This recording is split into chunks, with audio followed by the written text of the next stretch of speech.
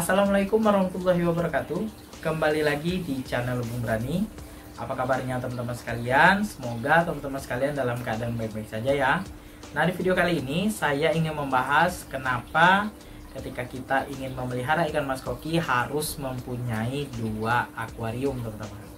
Nah, misalnya kita memelihara ikan mas koki di tank 1 meter, minimal kita harus punya tank cadangan, teman-teman, atau tank yang kita siapkan untuk cadangan tank 1 meternya.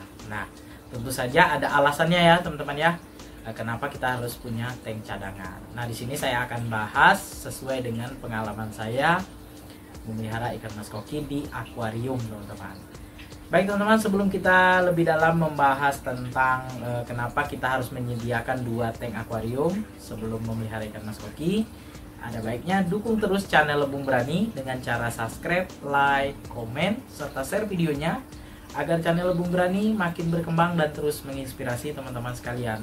Ambil sisi positif dari video ini, sisi negatifnya silakan dibuang. Baik teman-teman, kita lanjutkan ke pembahasannya. Di sini saya sudah menyediakan 4 catatan saya yang selama saya memelihara ikan mas koki ini. Ada 4 alasan kenapa kita harus menyediakan 1 tank lagi untuk ikan mas koki kita. Misal ya, kita memelihara ikan mas koki di tank 1 meter. Nah, jadi selain tank 1 meter, kita harus menyediakan paling minimal itu akuarium 50 cm, 50 kali 30, tingginya 30 ya. Paling minimal, teman-teman. Kenapa? Nah, di sini ada 4 alasan kita harus menyediakan tank cadangan. Yang pertama, teman-teman, tank cadangan tadi kita gunakan untuk karantina kalau seandainya ikan kita terkena penyakit. Nah, itu ya teman-teman ya. Nah, misalnya kita pelihara di tank 1 meter itu ada 6 ikan misalnya ya. Ikan mas kokinya 6 ekor, kemudian ikan mentisnya 1 misal ya. Kemudian salah satu dari ikan kita kena penyakit, misalnya kena penyakit jamur. Tentu saja kita tidak akan mengobati ikan tersebut di dalam tank utama kita, teman-teman. Kalau kita obati di tank utama kita, tentu saja airnya akan tercemar oleh obat-obatan yang kita berikan kepada ikan yang sakit tadi. Misalnya ya, terkena jamur, kita kasih obat biru ya, obat biru ya, bebas. Obat birunya merek apa, kita masukkan ke tank kita, tentu saja ya kualitas air kita kan tidak bagus. Kalaupun tidak mengganggu ikan, ya kemungkinannya takutnya misalnya dia terkena kutu ya atau penyakit itu bisa menjangkit ke ikan yang lain. Jadi saya sarankan tank cadangan tadi kita manfaatkan sebagai karantina ikan yang terkena penyakit. Jadi kita pindahkan ke tank cadangan tadi, kita kasih filter atau kita kasih aerator saja, kita kasih obatnya misalnya obat kutu atau obat biru ya, supaya ikan kita yang terkena penyakit jamur, penyakit kutu tadi sembuh dan kita kembalikan ke tank utama kita. Nah, itu alasan pertama ya teman-teman ya. Alasan yang kedua yaitu karantina untuk ikan yang baru kita beli, teman-teman. Jadi teman-teman sekalian, kalau baru beli ikan dari toko akuarium, dari seller ikan mas koki, kemudian dari petani ataupun dari teman kita, sebaiknya ikannya dikarantina dulu, teman-teman. Nah, karantina paling minimal itu 6 jam, teman-teman. 6 jam itu dimasukkan tank yang lain ya, tank cadangan tadi kita masukkan ya, kita masukkan di situ, kita kasih obat biru, kasih garam ikan ataupun obat-obatan yang lain supaya ketika ikan itu kita masukkan ke tank utama tidak menularkan penyakit ke ikan-ikan yang lain di akuarium kita. Nah, itu teman-teman ya. Kalau misalnya kita masukkan ke akuariumnya langsung, itu sebenarnya boleh-boleh saja, teman-teman. Tapi resikonya tadi, kalau misalnya ikan yang kita baru kita masukkan tadi terkena penyakit, maka dia bisa menjangkiti ikan yang ada di akuarium kita, teman-teman. Jadi ketika kita baru beli ikan, sebaiknya dikarantina dulu, teman-teman. Paling minimal 6 jam. Kalau menurut saya seperti itu, teman-teman. Kemudian yang ketiga, alasan ketiga kenapa kita harus mempunyai tank cadangan untuk melihara ikan mas koki, yaitu memisahkan ikan mas koki yang bertelur, teman-teman. Nah, ini masalah yang terjadi di akuarium saya ya, karena di sini saya tidak menyediakan tank cadangan, teman-teman, sebelumnya ya, karena pengalaman tidak begitu lama pada saat itu ya. Ikan mas koki saya itu kejar-kejaran nih, teman-teman. Ciri-ciri dia mau bertelur ya, kejar-kejaran mas kokinya, dan saya biarkan karena saya tidak punya tank cadangan, teman-teman. Kalaupun saya taruh di ember itu tidak maksimal. Jadi kalau misalnya kita taruh di akuarium kan, kita bisa taruh filter, kemudian juga kita bisa memantau karena akuarium itu kaca kan, kita bisa melihat ya. Jadi sebaiknya akuarium daripada ember, teman-teman. Jadi ikan yang tadi punya ciri-ciri mau bertelur langsung kita pisahkan ke tank cadangan kita. Kalau kita biarkan sampai ikannya bertelur, maka kualitas air kita itu akan buruk, teman-teman, karena airnya penuh dengan bau amis, lendir ya. Bahkan kualitas airnya nanti akan berkabut, dan media filter kita akan rusak ya, teman-teman ya. Rusak maksudnya di sini penuh dengan terkontaminasi dari bau amis tadi, teman-teman. Nah, filternya harus dicuci kemudian baru diisi air kembali. Nah, jadi kita repot ya, teman-teman ya, kalau misalnya ikan kita bertelur di tank utama ya, kita tidak tangani, langsung tidak kita pisahkan, maka yang terjadi itu tadi, teman-teman, tank utama kita airnya akan kotor, bau amis, dan kita akan repot membersihkan tanknya.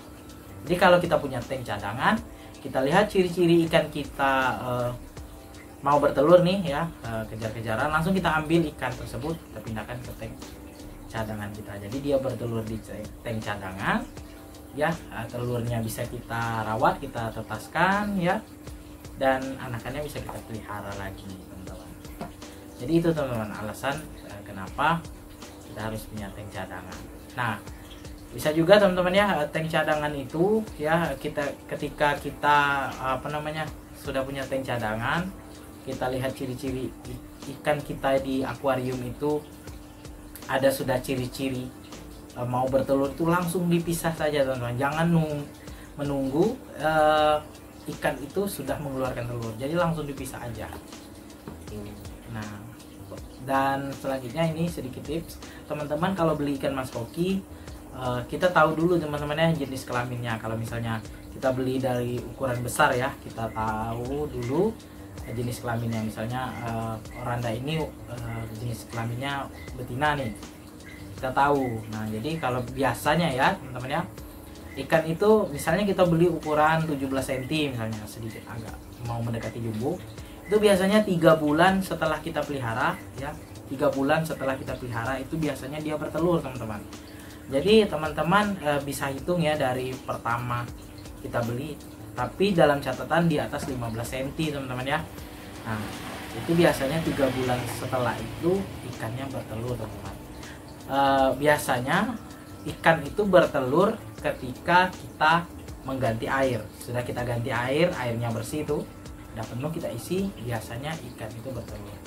Nah, misalnya kita ganti pagi hari itu, teman-teman ya, sudah kita ganti 30 menit kemudian itu biasanya ikannya mengeluarkan telur. Nah, itu saya dapat dari pengalaman saya di tank 1 meter seperti itu, teman-teman. Setelah saya ganti air ya, ikannya bertelur. Nah, itu, teman-teman. Oke, teman-teman, kita lanjutkan. Itu alasan yang keempat, yaitu sebagai akuarium cadangan, kalau terjadi masalah di akuarium utama kita, teman-teman. Ya, kita nggak tahu, teman-teman ya, akuarium kita utama ya, misalnya kita punya 1 meter, kemudian masalahnya misalnya yang seperti tadi ya, ikan mas kokinya bertelur ya, atau akuariumnya bocor, atau top filternya bocor dan lain sebagainya, itu kan menjadi masalah tank utama kita. Nah, tentu saja kalau misalnya tank utama kita tuh ada masalah, nah, kita harus memindahkan ikan-ikan yang ada di dalam tank utama tersebut. Nah, ikan-ikan itu kita pindahkan ke tank cadangan kita tadi. Kalau tidak kita pindahkan ya ikan kita bisa mati, teman-teman, karena Di situ sirkulasi air pasti berhenti karena pompanya kita matikan, aerator kita matikan. Jadi itu teman-teman ya, tank cadangan itu kalau terjadi akuarium kita bocor, nah langsung kita bisa evakuasi ikan kita ke tank cadangannya. Nah, sedikit tips untuk teman-teman, kalau untuk tank cadangan, kalau misalnya teman-teman tidak mau menggunakan tank, bisa juga menggunakan box kontainer yang bentuknya segi 4 itu bisa juga sebagai tank cadangan kita. Tapi kalau misalnya teman-teman ada budget lebih ya, ada baiknya akuarium saja teman-teman ya. Saya sarankan akuarium yang ukuran 60 cm, 60 kali 30, tinggi 30. Bahkan lebih besar lagi lebih baik. Misalnya 60 kali 40, tingginya 40, atau 70 kali 40, 40. Nah, itu teman-teman ya, tentang kenapa kita harus menyediakan tank cadangan untuk memelihara ikan mas koki. Baik teman-teman, sekian dulu video dari saya mengenai kenapa kita harus menyediakan tank cadangan untuk ikan mas koki kita. Sebelum saya akhiri video ini, mohon dukungannya ya kepada channel Lebung Berani dengan cara subscribe, like, komen, serta share videonya agar channel Lebung Berani makin berkembang dan terus menginspirasi teman-teman sekalian. Ambil sisi positif dari video ini, sisi negatifnya silakan dibuang.